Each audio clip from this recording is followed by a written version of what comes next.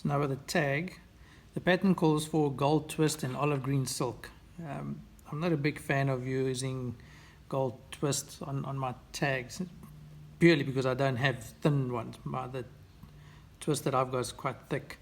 So what we're going to aim for is just behind the gutter. That's where we're going to start. That's where we want our tag to start. So we're going to tie this in.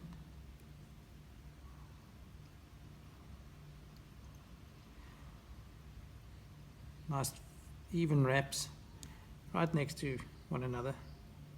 So we want that smoother as well. Like I said, just get into the habit of everything needs to be nice and smooth. So I'm going to leave my thread and see where that goes. Can go a little bit more.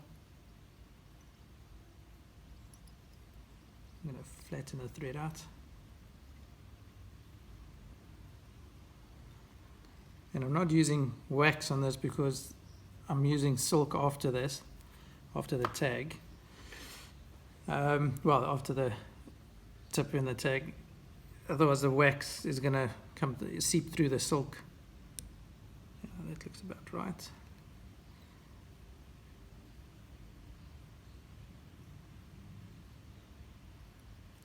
Wind that out the way. And I like to use the hackle pliers when I wind it. It gives me a bit more control. You don't have to do it, you can use your fingers.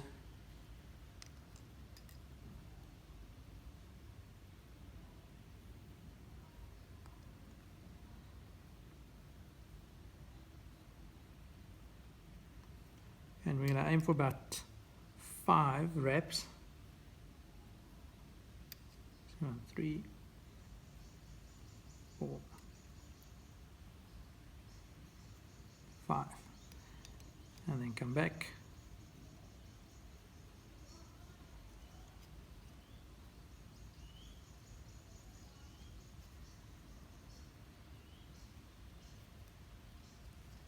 As you can see, it takes me a long time to tie a fly. I'm in absolutely no rush. I enjoy this. This is like semi-meditation for me.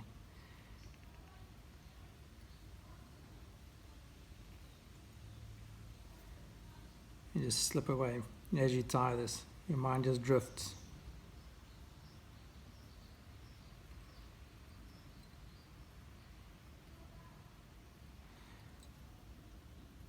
And again, you don't want a majorly long tip-in tag. You really don't need it to be there. There's a general rule of thumb is to have your butt over the point there. Just look at the shank.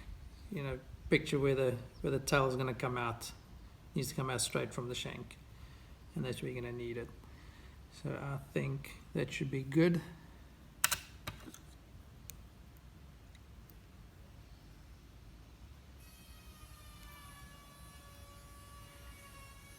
I'm just going to give it a little bit of a rub just to get it smooth, and try and burnish the gold there a bit, the tip, and then just give it a little rub.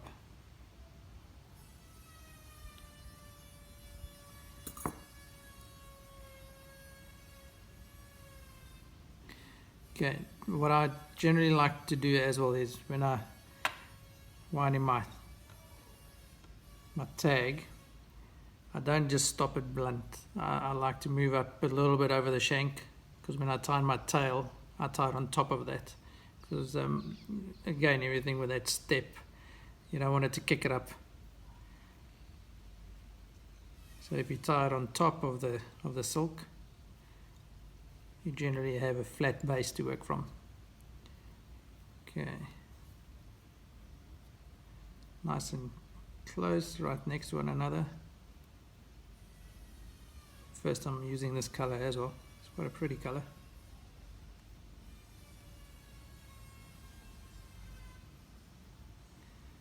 And you can see I'm not using any gloves. I don't have time for gloves. Maybe when I do the body I'll do it, because there's a bit more exposure over there.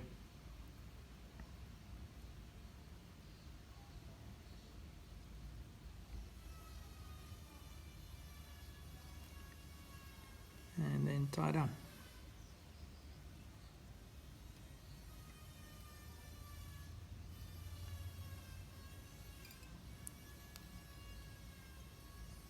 So now I'm going towards the back end of the hook, because that's what I'm going to tie in my tail. Cut that off. Sounds like somebody's doing renovations at the back there.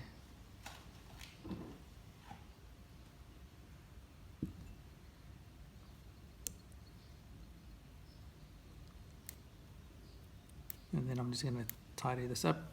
All these little end pieces sticking out. So I'm going to burnish it, and it should be nice and smooth. So what I use as a burnisher, just a little smooth stone, little pebble.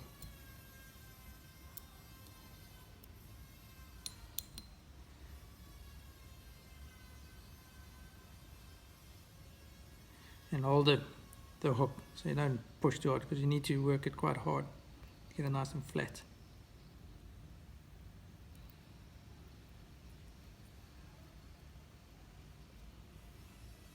And I'll probably end up using my tweezers just to pluck out these little fray pieces. I think I must have nicked it on the point there.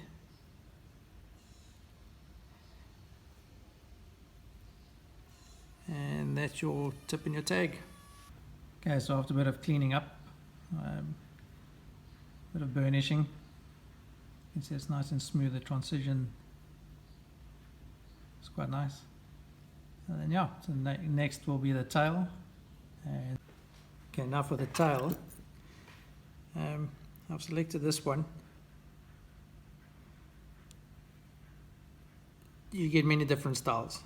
Some guys like to have long tails, some have short tails, some have up.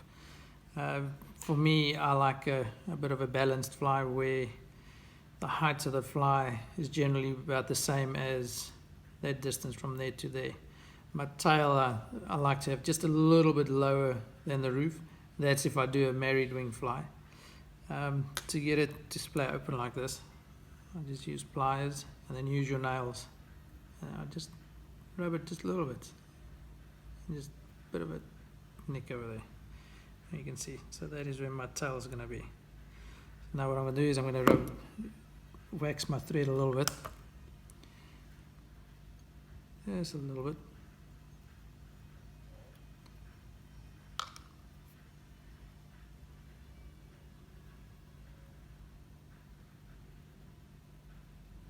Yeah, it should be good.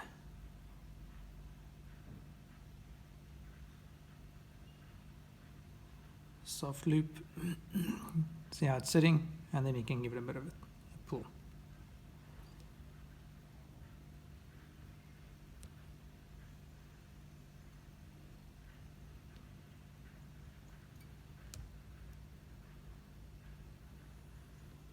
Yeah, I like that. And if it sits a little bit over the shank, because if you pull down on your thread, it tends to pull that over. You can just use your nail and just move it back into position.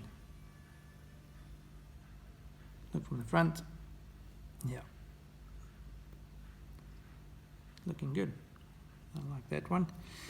Now I can cut this off, because now it's time for the ostrich butt.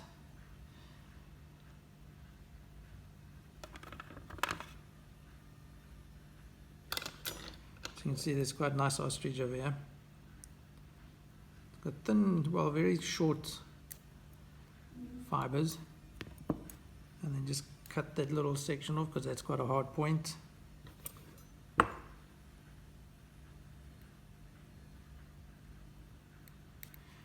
And then just use tweezers just to pull that back a little bit. You just want to expose the reiki or the ratio, whatever it's called, the stem. As you've probably gathered, English is not my first language. So now with the tail, because we're going to aim the fibers backwards towards the tail, the fibers needs to run down. So not up, run down, and then you push it away from you. Okay, and now you can tie them.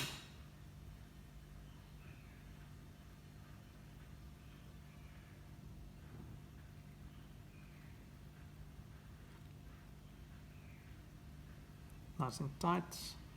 Run this forward and out the way.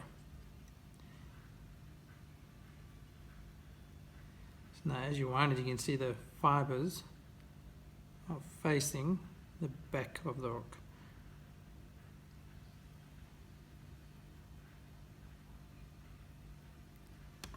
Probably end up using my ankle pliers, yeah. Quite short.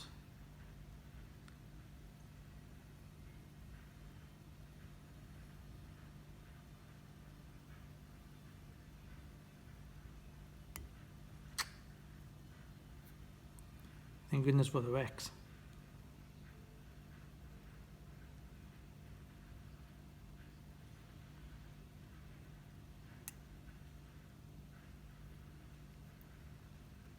That looks good.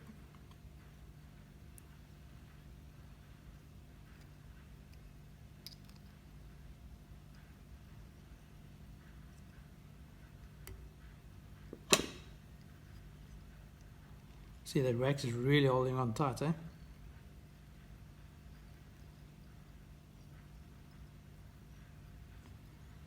And there we go.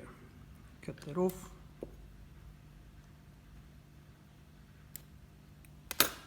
And clean it up. And then I generally have a little brush, just a little bit of saliva, and I just wipe it backwards. You can use your fingers as well.